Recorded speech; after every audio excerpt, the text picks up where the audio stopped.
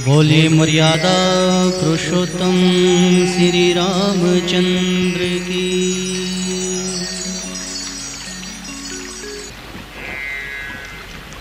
कथा आती है कि मंत्रा के कहने पर केके को भड़का देना और ये कह देना कि राजा ने तुम्हारे साथ में छल किया है, कपट किया है, और भरत को ननिहाल भेज दिया है। भरत को ननिहाल भेजने के बाद में राजा ने ये कार्य किया है और राम को राजगद्दी अर्थात राम को युवराज बनाने की घोषणा हो चुकी है। तभी केकई कोप भवन में चली जाती है। महाराजा दशरथ जब सुनते हैं कि रानी कोप भवन में गई है तो डर जाते हैं, घबरा जाते हैं और कोप भवन में जाकर के रानी को मना रहे हैं और कह रहे हैं कि मैंने कभी भरत और राम में कभी कोई भेद नहीं किया है। मेरे लिए दोनों ही प्रिय हैं। अरे मैंने तो छोटे और बड़े को देखते हुए ज्येष्ठ पुत्र राम को राज्य संभालने का आदेश दिया है। मेरे मन में कभी कोई ऐसी बात नहीं आई। केके को मनाने का सिलसिला और रोटने का सिलसिला पूरी रात चलता रहा। आखिरकार राजा ने राम को भी वनवास जाने का आदेश दिया और उधर मर्यादा पुरुषोत्तम श्री रामचंद्र सोच रहे हैं कि जैसे ही सुबह होगी मुझे युवराज बनाया जाएगा। प्रातःकाल जैसे ही उठते हैं श्री रामचंद्र भगवान, महाराज तुलसीदास जी बहुत सुंदर बात लिखते हैं। क्या? प्रातःकाल उठ कर रघुनाथा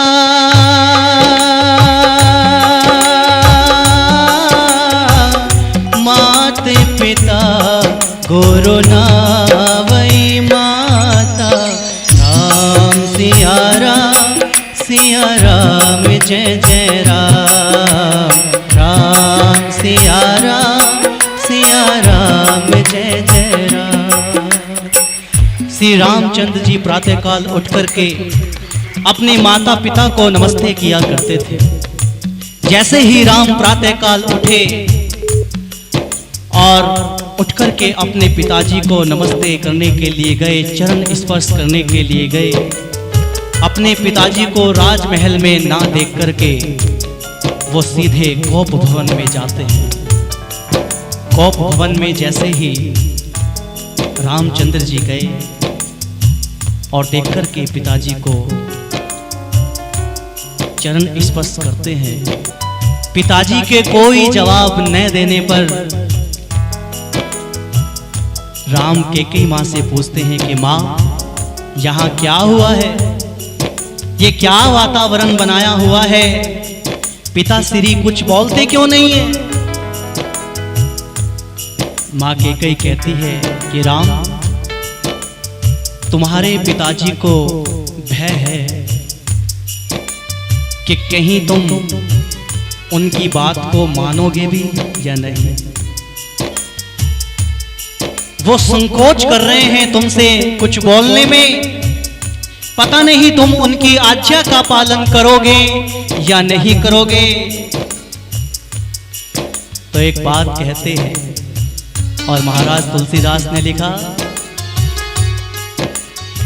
सुन जननी सोई सुत बड़े भागी,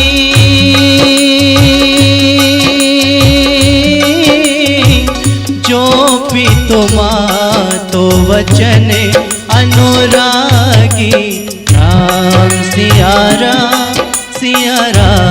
जय जय राम, राम सिया राम जय जय राम। तनय मातु पितु तो सनिहारा,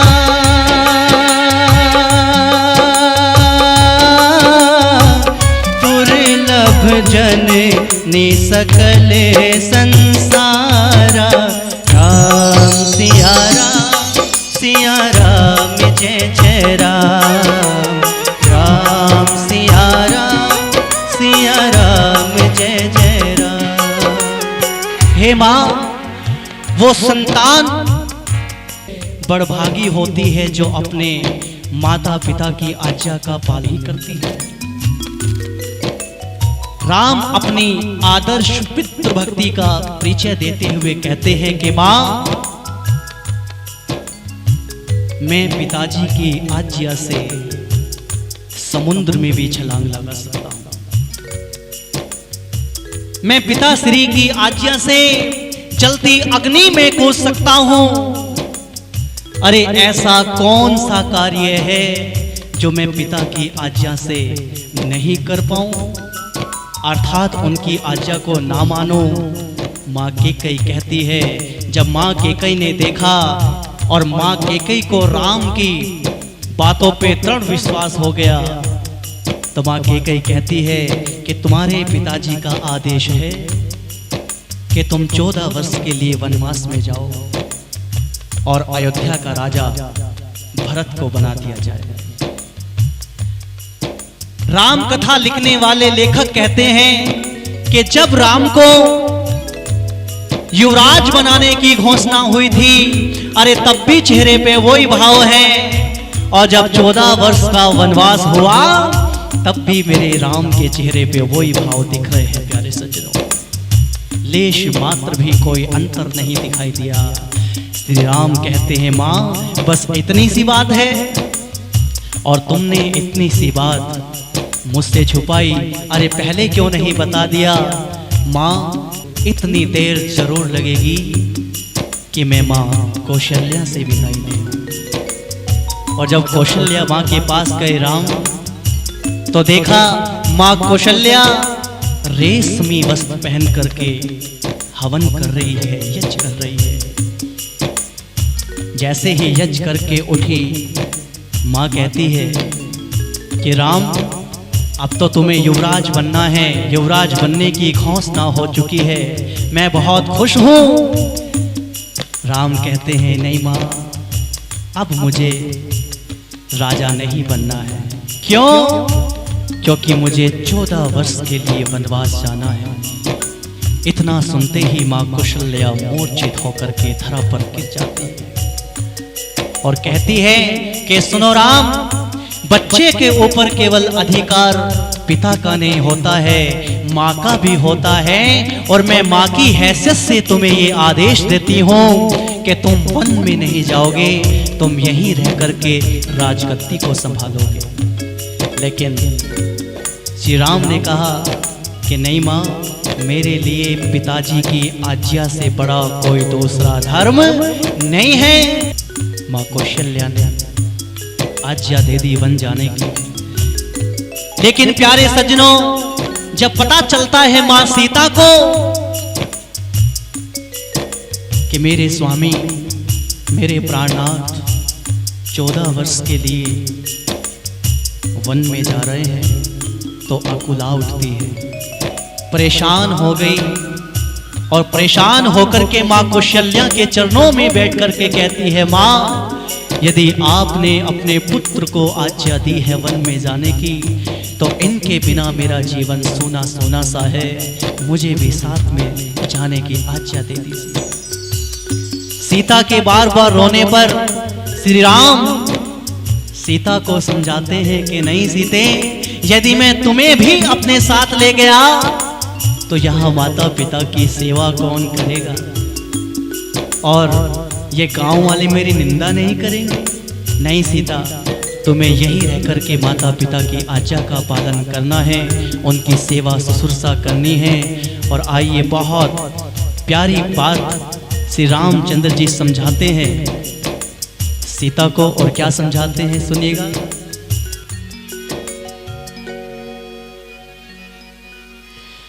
प्रिय कहा मेरा मान, सुनते के जरा ध्यान, मेरे साथ न चलो। प्रिय कहा मेरा मान, सुनते के जरा ध्यान, मेरे साथ न चलो। प्रिय कहा मेरा मान, सुनते के जरा ध्यान, मेरे साथ न चलो। मेरे स्वामी मेरे प्राण, मेरे करुणा निधान, मुझे साथ ले चलो। प्रिय कहा मेरा मान।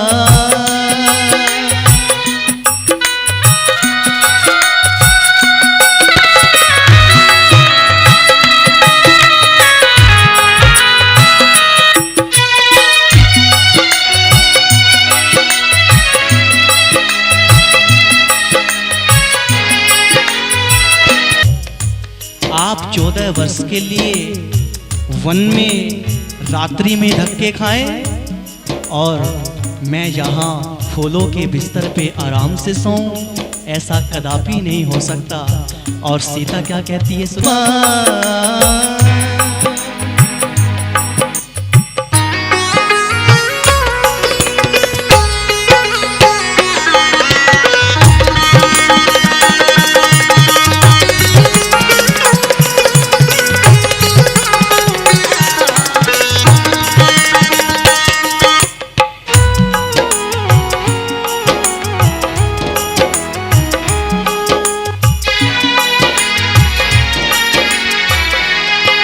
श्री रामचंद्र जी कहते हैं कि सीते, वन में रहना इतना आसान नहीं है। वहां कभी प्यास बुझाने के लिए पानी नहीं मिलेगा, भूख मिटाने के लिए कभी भोजन नहीं मिलेगा, अरे सोने के लिए कभी बिस्तर नहीं मिलेगा। और सीते, वहां ऐसे ऐसे राक्षस रहते हैं जिनका स्मरण करते ही भय होता है। और सीते, तुम तो वैसे भी डरपोक स्वभाव वाली हो। अरे 14 वर्ष की ही तो बात है, मैं फिर लौट करके आऊंगा। और क्या कहते हैं राम, सुनिएगा।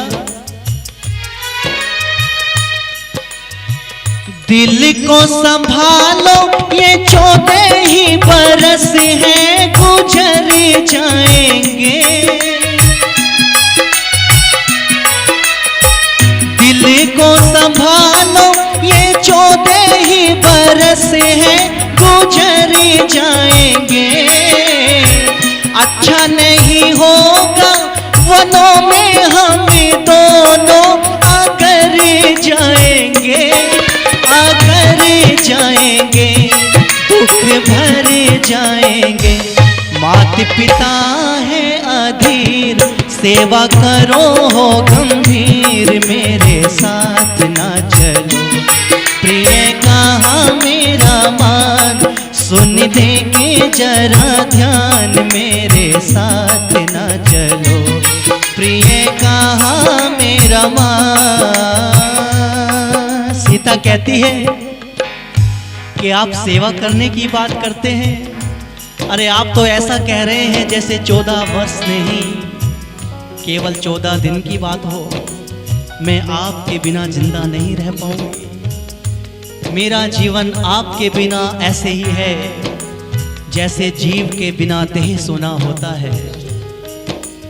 जल के बिना नदी सूनी होती है, वैसे ही मेरा जीवन आपके बिना सूना है। मैं आपके बिना जिंदा लेश मात्र भी नहीं रह सकती। और क्या कहा, जिंदा न रहूंगी तो सेवा क्या करूंगी, ये गम है मुझे। जिंदा न रहूंगी तो सेवा क्या करूंगी, ये गम है मुझे। रघुकुल भूषण तुम्हारे चरणों की कसम है मुझे, समय है मुझे, आशा कम है मुझे, पथिक छोड़ो ना हाथ, मेरे स्वामी मेरे नाथ, मुझे साथ ले चलो।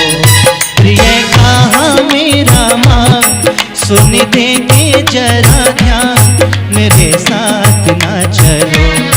प्रिय कहा मेरा मान, सुन देंगे जरा ध्यान, मेरे साथ ना चलो। मेरे करुणा निधान, मेरे स्वामी मेरे प्राण, मुझे साथ ले चलो, मुझे साथ ले चलो, मुझे साथ